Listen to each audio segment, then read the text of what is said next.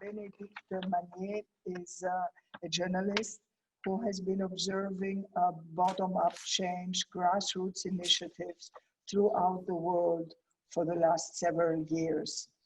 She has written a first book called 1 Million Small Revolutions that has inspired a film, a documentary film in France that is called Demain, Tomorrow, that actually shows how much change is happening at all levels and that all that change is coming from the grassroots. And we at the World Human Forum have been extremely inspired by the stories of Demain, the stories of Bénédicte, and she has been working with us now for the last 3 years. So Perrine, Bénédicte, you can start. All right, thank you. I'm very happy to be among you all and to be able to share ideas. Well, Jeremy Land's presentation was just incredible because he showed us how a better world can actually be. He gave us the structure of this better world. Now, I'm just trying to, I will try to give you examples of what can be done to reach this ideal. As you said, Alexandra, I'm a French journalist and I've traveled the world over the last 30 years to report about development issues. But the more I've traveled, from small villages to big cities, the more I've seen that everywhere in the world, on every continent, the real change makers are ordinary citizens. They are people like you and me who find solutions to urgent problems or who one day decide to bring a radical change in their environment. And these solutions, these grassroots changes, have a positive impact on the lives of thousands, even million people around them. Take Denmark, for example. This country is one of the most advanced in renewable energy policies. But do you know who initiated this transition? Danish citizens. In the late 70s, hundreds of thousands of families started to pool funds into local wind energy co-ops to get their village or simply their neighborhood self-sufficient in green power. These citizens-owned co-ops have grown up over the decades. They have built around 50% of all wind farms in the country. The famous Middelgrunden offshore wind farm, for example, was built by a local co-op owned by 10,000 families in partnership with the city of Copenhagen.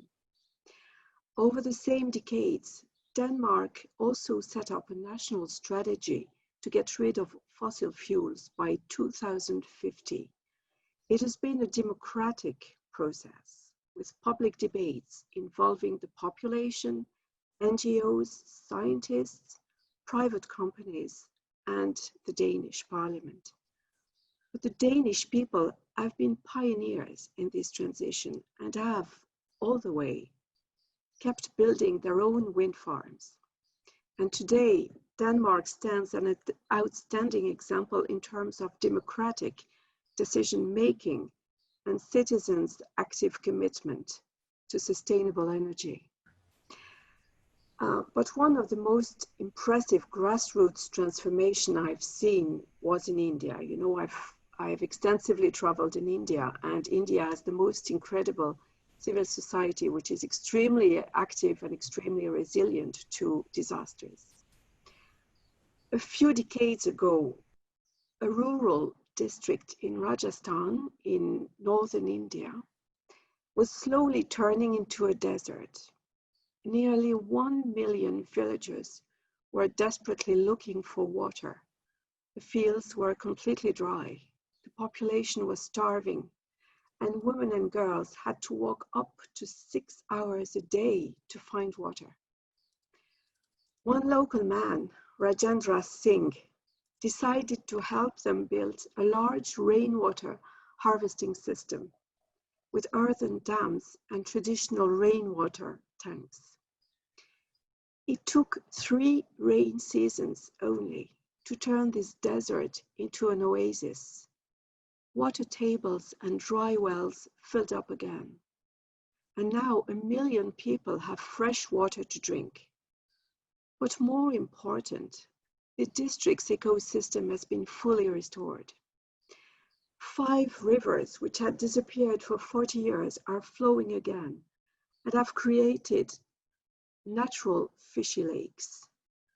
Thousands of trees have been planted to protect soils and groundwater and to lower temperature. Once naked hills have become forests, wild animals are back, and local people have opened a wildlife sanctuary. But we're not talking about ecology only here. Here we're talking about empowering ecology. Thanks to irrigation, local organic water-saving agriculture gives 3 crops a year. Malnutrition and poverty have disappeared, and the population is more than self-sufficient in food. Women and girls don't have to spend hours to get water anymore. Local people have built dozens of schools for girls and health centers run by women. They have also set up village assemblies where everyone has an equal voice, men, women, higher and lower castes. And together they manage water and local resources. In other words, 6 things have been brought back to life in this district: a full ecosystem, sustainable agriculture, education, health, local democracy, and a sense of common good, of a common future. Similar transformations have taken place in hundreds of other villages in India and in other countries, thanks to their citizens. You know, Gandhi had a very powerful sentence. He said, "Knowledge is where the problem is." In other words, citizens have the knowledge to solve their own problems. And now Rajendra Singh is traveling the world to convince leaders that the global water crisis can be solved with such local solutions if they are replicated by millions. Now, just a word of conclusions. We're running out of time, but I could have told about hundreds of millions of such local silent revolutions. Millions of them exist all over the world. Millions of people are turning to agroecology, to alternative banks, to environmental friendly housing, to green energies. They are building solidarity networks, and they bring back nature to life. A new world is slowly emerging at the grassroots levels. But most of these success stories aren't told by the media. They are scattered and not visible. The challenge is now to bring them to light, to coordinate and to replicate them. I think this is our role, to give a voice to these bottom-up transitions and to help them reach a critical mass. If these local transitions become mainstream, then the world will change. Thank you. Bénédicte, thank you very much. It couldn't be better said, and it is not surprising that you are an inspiration for us from the very first moment we started working from Delphi. And this is what we hope to achieve. We believe in creating a critical mass. We believe that the tipping point will come when not the whole of society will not change, but society will change if we reach that critical mass where the tipping point will happen.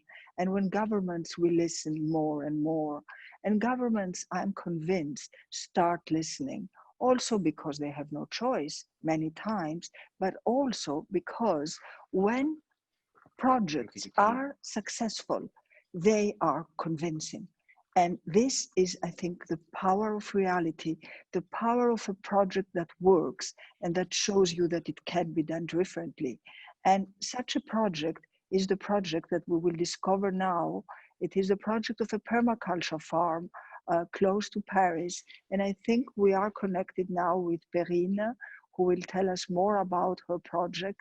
And then we continue the conversation with you, Bénédicte, and Thibault from who will join us just after Perrine. So Perrine, I think the floor is yours. Merci, Alexandra. Bonjour. Bonjour, Yoren. Hello, everybody. I'm so happy to be with you this morning. So interesting to discuss about all this, showing that it can be done. It is happening, as Bénédicte mentioned. Jeremy told us so many interesting things about our society, about our planet. And to me, it's funny to hear all this because it's been in our minds for so many years. When I say our minds, means my husband, Charles, and myself, because we've created a farm in Normandy, in France, something like 15 years ago now. We're not very young now anymore.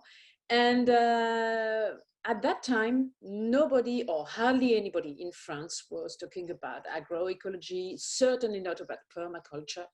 But our goal, Charles and myself, was at first to be self-sufficient because we were really aware that this society had a few problems, if not too many, and that this oil-based functioning was leading almost nowhere to us.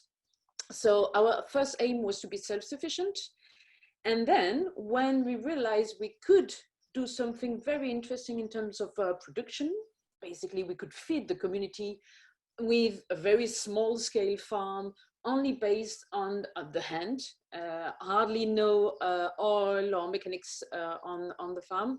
Then we started searching for techniques, for inspiration, and a great source of inspiration, of course, was permaculture. But also, we based our knowledge on what the maraîchers parisiens used to do in the 19th century. And it was so good to realize that to create this new world we are all looking forward to, we could base our experiments on the ancient knowledge and also on the most recent scientific knowledge and experiments. So it was very interesting, and that's what we're trying to do at La Ferme du Bec Hellouin, still now in 2020. And this coronavirus crisis, this sanitary crisis, was to us a surprise, even though we are completely convinced that collapse is going to happen. But this crisis, we were not expecting it to come from sanitary perspective. So Jeremy earlier mentioned it was a tiny rehearsal for future collapse. I'm not even sure it was a rehearsal. To us, it was really a warm-up. And it was funny because the way we are living at the farm didn't change at all during the lockdown, because we are completely ready for that. And, you know, when we first started the farm 15 years ago, everybody was very doubtful about what we were doing. They said, wow, you're coming back to the old times. You're gonna light your house with candles, and what is it all about? And now we're proving that it can be not only extremely efficient in terms of production, economically extremely efficient also, and very good for the planet, to come back to common sense and to ancient knowledge. So to go a little bit further, I'm going to try and share my screen with you so that you won't see my face, but you will see the farm, you will see our daily life, which is far more interesting than me. I'm not sure it is working now, but you'll tell me. And so I put just a few pictures like this random, so that you have images of what we're doing now. This is the main heart of the farm. And, you know, we've been trying in this farm to see everything from an ecosystemic perspective. We can base our knowledge upon nature, upon nature rules, upon nature perspectives, and implement it in a very economical system, because we have to provide food to the community. First of all, we have to make a living out of the food production. So we have to be realistic. We are not daydreamers. willing to show that nature is beautiful, that we have a lot of birds and trees. Yes, we do have all this. And we are lucky to live in a symbiosis with all this system, but also we've got to show that this is the path for the society we're looking forward to, for this new world, if I may say so. So, as I mentioned, we've started 15 years ago. It's been a long way, it's been a tough way, because none of us had any agricultural background, no agricultural education whatsoever. So it's been pretty difficult for both Charles and myself. But we are two very curious human beings and nature lovers, and I would say human lovers also. We wanted both nature and human beings to be in a communion, in a symbiosis again. So there was no way we could let whatever we see on a daily basis, pollution, completely crazy economical behavior, go on. We wanted to prove in our small little world, in our small little village, that doing things differently could be done. So what we've done is that we've inherited a pasture, basically. And one of the first things we've done is mimic nature. So we've planted trees, lots of trees, thousands and thousands of trees everywhere. We've digged ponds, as you see on the picture, to retain and collect the water as much as possible. It's been mentioned by Bénédicte earlier, but water is one of the greatest resources we have on this planet. So we shall not spoil it, and we may lack water even in France, even in Normandy in the coming years. So we have to be very careful about water. So by planting trees, digging ponds, raising beds, installing hedges, we've invited nature to come back. So we've got a lot of birds, we've got lots of bees, lots of insects. So everybody's very scared when we say we'll have a lot of insects. Oh, do you have a lot of pests? Do you have a lot of damages on your vegetables? No, because as it is in Mother Nature, when you create an ecosystem based on as much diversity you can, it does work. So we as human beings, we put in the system as many diverse things we might work together, as many interconnected things that may work together, and then we stop and watch the spectacle, watch how it works. Of course, all this is hard work, because as I said, we're coming from very far, from no agricultural background, so it's been tough. We've lacked money, we didn't know how to do things, we made so many mistakes, but we learned a lot from the mistakes. And today we can say very proudly that not only the farm is existing, it is functioning, it is a very rich ecosystem, but also it is happening. A lot of young farmers, and they were just like us, they had no agricultural background, no knowledge at all. And most of the time, they were completely separated from Mother Nature. They were living in the cities, having good jobs and stuff. All those young guys, they are now creating their own farms. So we have more and more in France, a lot of what we call micro farms, very small scale farms, basically selling vegetables, because I don't know why, but the vegetables seem to be the easiest way to go, even though, frankly speaking, it is one of the toughest productions in terms of agriculture. But that doesn't matter. All those young guys, they went to this micro farm, they now produce a lot of vegetables, and we have more than 200 micro farms that are sustainable now in France. And the movement is spreading. We mentioned that before. It is a silent revolution, but it is happening. It is too slow. Let's recount that. It is too slow. We want it to be faster. We want it to be more organized. Maybe we need more money. We need people to invest in those small farms. But you know, when the lockdown was decided in France, I think that it was a wake-up call for the people. We in Le Bec Hellouin, we are in a typical rural area, 400 inhabitants in the village, no big cities around. So we tend to have, as customers, people who are not rich, they don't have a lot of money to spend on food, but they think about what they want to do. In urban areas, in cities, a lot of people buy a lot of organic products. It's not a problem for them because they tend to have more money. But here in the countryside, it's difficult. And thanks to lockdown, maybe for the first 10 days, people rush and queued at the supermarket. And then they realize, wow, we have local producers, or maybe we shall buy local. Oh yeah, there is a farm here that produces vegetables. There is another farm there that makes milk and cheese and so on. And they realized that they could go back to local, and they have a task force here able to produce food. But I think this is just the beginning, because we also realized, because of the lockdown, that the organization, the economical and the logistic organization of food production is completely upside down and ridiculous. I mean, why do people would have to queue in supermarkets to get products from maybe Spain before the lockdown, the complete lockdown of Spain, rather than buying local products that would be sold at their door, you know? So all the system is to be reinvented, to be reimagined. It's crazy that we local producers cannot sell properly local food at our door, you know? So everything has to be rethink.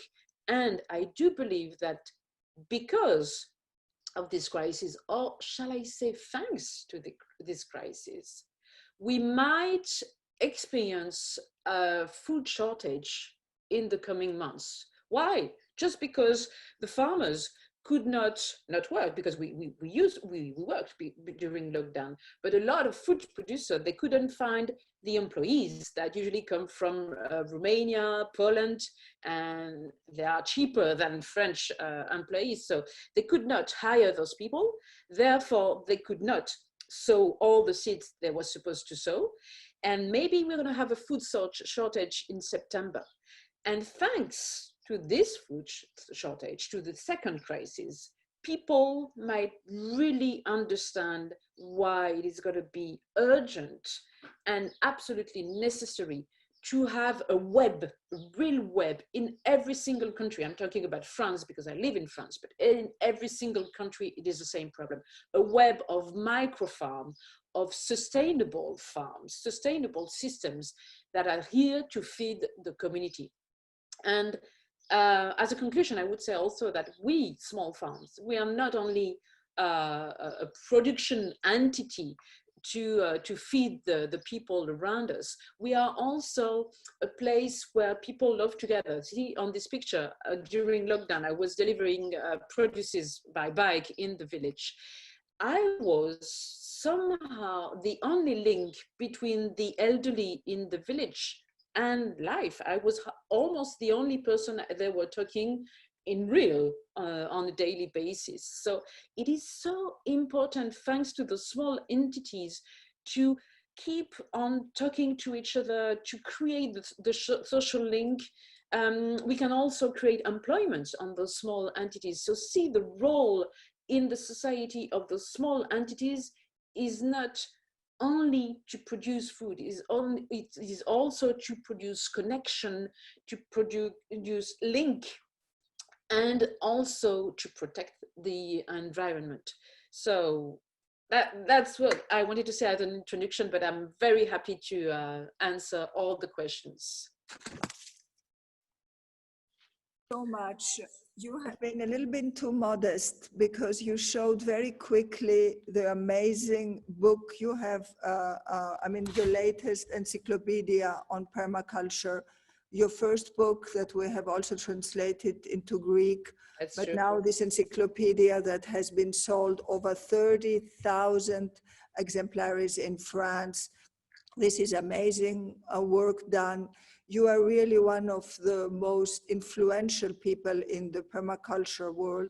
And we really like this way of, you can show it as a personal experience, but you are really participating in making change happen.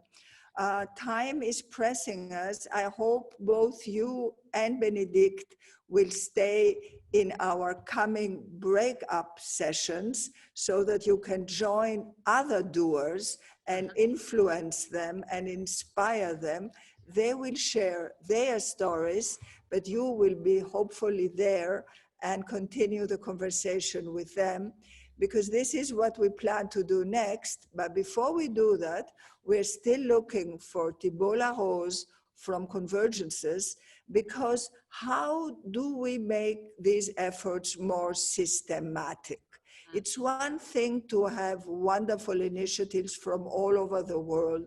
It's one thing for Bénédicte to write the book about them, to tell the stories. It's another way to more systematically organize it so that through convergences, we can influence the private sector, the big companies, but also the institutions, international institutions, but also governments.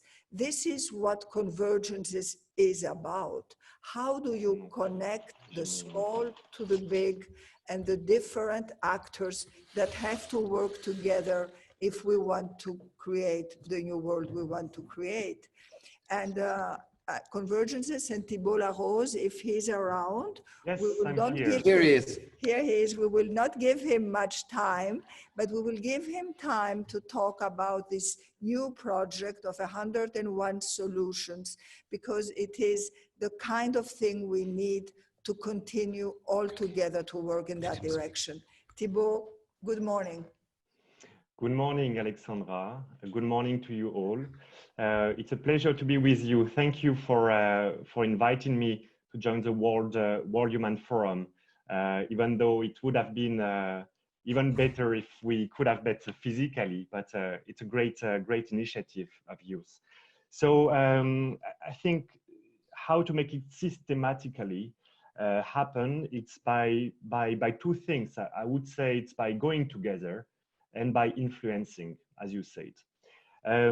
Just to tell you before I introduce the 100 solution for tomorrow's world, just to tell you a bit about Convergences. So it's a question of going together, all together, towards common agendas.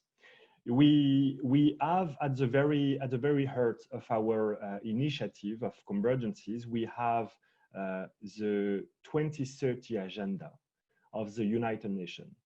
And you mentioned it before, it's about the Sustainable Development Goals, the 17 SDGs.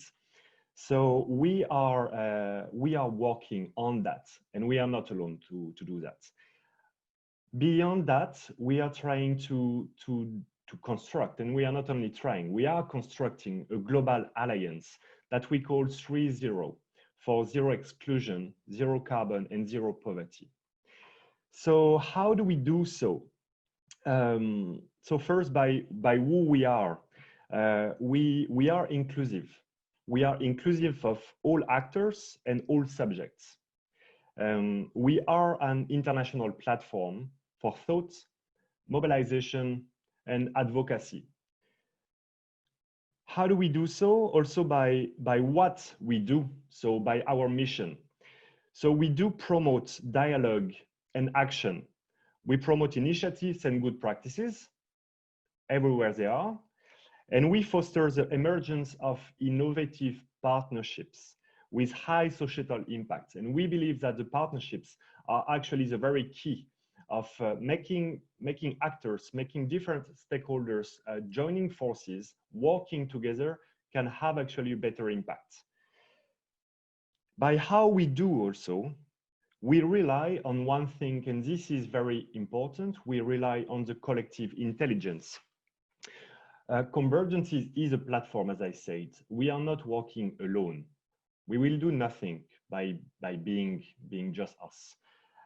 We have hundreds of partners around us, structures and individuals as well. So from citizens to social enterprises, to big companies, to universities, academics. We also work with media and governments. And governments is also quite interesting because we don't work only with central governments, but with local governmental units at the territory level, and also with international institutions. So it's been now 13 years since Convergences is here and trying to make its effort towards gathering people, experts, change makers, as you said, Alexandra, doers as well, and casual citizens. Well, in a world everywhere with one common idea, and this common idea is around sustainability. The key word is sustainability. So sustainability of many things, basically, sustainability of the economic models, sustainability through new ways of working the finance, sustainability on how new technologies can be a springboard towards a more inclusive and sustainable future. So concretely, it materializes, and we materialize our actions through one big landmark forum every year in Paris, and we call it the World Convergences Forum. So every year in September, it gathers approximately 5,000 participants. We do have more than 300 speakers coming from 60 to 80 nationalities. So and those people are actually the key, very inspiring, and we make sure that every roundtable that we have are not from the same kind of people, are not from the same DNA, basically. We make sure that we gather those governments and the media and the citizen and the NGOs and associations around the table to make the debate a little bit more constructive and make sure that we can deliver something and make sure we can have sufficient impact to basically change the models and make more sustainability. So this World Convergence Forum in Paris is actually quite key in inspiring many actors, not only in France and in Europe. And this is where it's quite important. We've been approached a few years back by, it was a Burmese civil society coming to us in Paris and saying, look, what you do here is quite important. It's actually very inspiring, very important. Why don't you support us to do the same in Myanmar? And we say, okay, let's try it, right? Let's try to do such a forum in abroad. And for the first time, so we managed to gather people from the country, right? From Yangon, the capital city, also from the countryside, people from working in companies, people working in the government, from NGOs, with common idea actually to change things towards sustainability and the achievements of the SDGs. So with that success, we actually were quite keen to develop it more internationally, because we believe that this is one way, but a strong way actually, to have a critical mass and to make the promotion of the actions towards the SDGs. So we have done it in the Philippines, in Colombia, in Niger, in Tunisia, so throughout the whole continent, basically. And actually last year also in Europe, in Greece, with our partners, the World Human Forum. We have the very chance to gather a lot of people, including the Nobel Peace Prize, Mohamed Yunus, so the father of microfinance, working a lot on social economy, and that was very, very inspiring. So with all those work, all those people that we work with around us, and seeing the crisis actually now of the coronavirus coming, we have decided to work on something to promote actually the ideas for the future. We are currently hearing a lot, thinking a lot, writing a lot about the world as it was before and the world as it will be after. So I'm quite convinced that it will not change dramatically all in a sudden. Definitely not like that. But we can inspire some concrete solutions of what already existed, and make sure that it exists far more and through this multiplication of projects. So I will just show it to you in a minute. So this is a publication that we have. I will be glad to share the link with you if you can see. So it's called 100 Solutions, Concrete Solution for Tomorrow's World. And of course, this is following what we want to create, this 3-0, zero exclusion, zero carbon, and zero poverty world. We have done that through 6 SDGs, through key SDGs. And I will just list it to you and take a few very quickly, few initiatives that are listed into it. So the first SDG is the number 4. 4 is education. So on addressing the education challenges. So we have here one very inspiring solution. It's called Learn Space. So Learn Space is about rethinking education, promoting learners. So it's a renewed way of the existing educational methods, and to make them more active and personalized by co-constructing the programs with the learners. This is new actually in the education. It doesn't really exist. So this is a way to make things different. SDG number 8. SDG number 8 is about designing a new economical growth model. Here it's a solution by the CD. The CD is working on development and investments. And the tool that they have developed, the solution that they have developed, is called a financial tool adapted to Haitian farmers' needs. So in Haiti, farmers basically faces a lot of problems. And here the CD is developing a seasonal loans to cover the gap between the amount, the moment of agricultural goods and delivered time for the payments.